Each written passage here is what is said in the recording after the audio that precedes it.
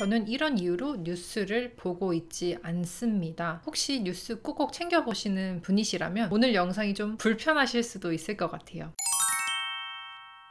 켈리체 회장님의 웰싱킹에는 이런 내용이 있어요. 나는 영적인 건강을 지키기 위해 뉴스를 보지 않는다. 저 또한 켈리체 회장님과 같은 이유로 뉴스를 보지 않는데요. 오늘은 뉴스를 보지 않게 된 이유와 그 이후 삶이 어떻게 달라지게 되었는지 말씀드리겠습니다. 뉴스를 보다 보면 오늘 있었던 이슈들을 이리저리 알려주지만 그 중에서 특히 자극적이고 잔인한 내용들이 많이 등장하죠. 테러나 사건, 사고, 사망, 전쟁 같은 이야기들이 인데요. 얼핏 보면은 세상이 돌아가는 중요한 이야기 같지만 좋은 이야기보다는 나쁜 이야기가 훨씬 더 많아요.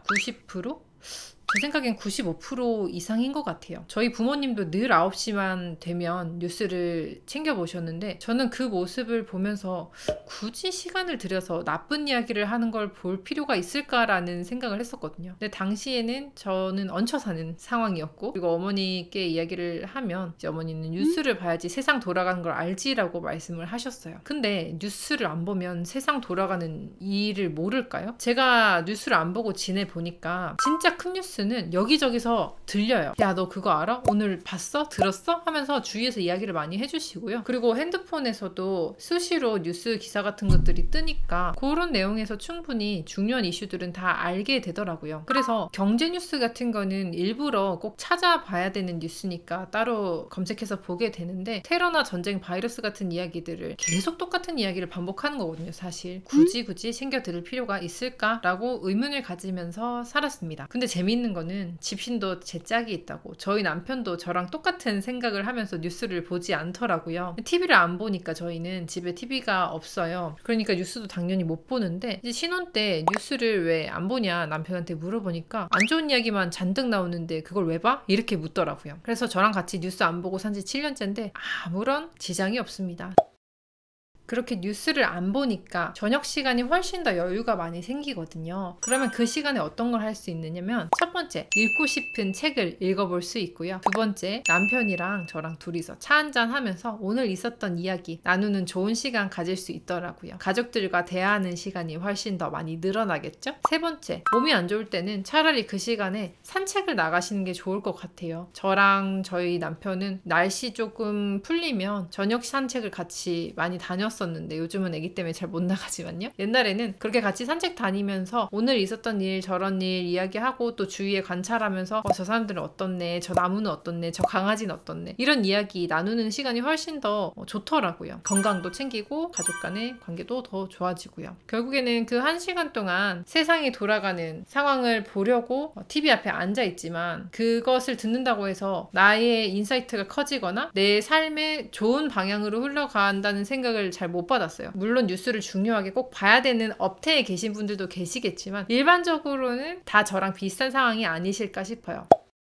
그런데 놀라운 점은 제가 이 내용을 블로그에 글을 썼더니 이미 되게 많은 분들이 뉴스를 안 본다고 이야기를 하시더라고요. 댓글에 제가 챙겨보니까 정용희님께서는 저도 뉴스를 안 보는데 부정적인 이야기만 나오는 것도 있고 뉴스 정보는 돈이 안 되고 뉴스에서 말하는 문제를 인지하고 일상생활과 관련 없는데 그 불안 때문에 또 다른 문제가 생기더라고요. 그리고 스피디맨에서 정말 중요한 뉴스에 나올 때는 이미 늦었더라고요. 그러니까 이 뉴스가 이미 한 템포 늦고, 그리고 들었을 때 괜히 정신만 사납더라, 이런 이야기를 하시는 거고요. 그리고 플라타너스님도 같은 이유로 언론사마다 같은 이유를 가지고 다르게 보는 행태 때문에 뉴스를 보지 않고 살아갈까 생각 중인데 뉴스 안 보고 사는 삶은 또 어떨까 궁금하기도 하다, 이렇게 얘기를 해주셨고요. 또 제시하는 제시님도 저도 안 봐요. 결국 알아야 할 큰 사건은 알게 되더라고요 라고 말씀해 주셨습니다. 그리고 뿜빛 공작소 사장님도 뉴스 안 본 지 15년 넘었다, 진짜 쓸데없고 시간과 감정이 낭비되는 것 같다 라고 말씀하셨어요. 되게 많은 분들이 댓글에서 뉴스 안 본 지 오래됐다, 10년 됐다, 15년 됐다, 안 보고 살아도 아무 문제 없다, 이런 내용을 말씀을 해주셨거든요. 되게 의외죠. 뉴스를 꼭 봐야 된다고 생각하면서 지내신 분들도 많으실 텐데 이미 뉴스를 안 보고도 잘 지내고 계신 분들도 이렇게 많다는 것, 그리고 자기 생활에서 되게 집중하고 뭔가 할 일이 많으신 분들은 뉴스를 챙겨볼 여력도 없으신 것 같아요. 제 생각에는 이미 해야 될 일들이 이렇게 쌓여 있으니까 그게 좀 힘드시겠죠.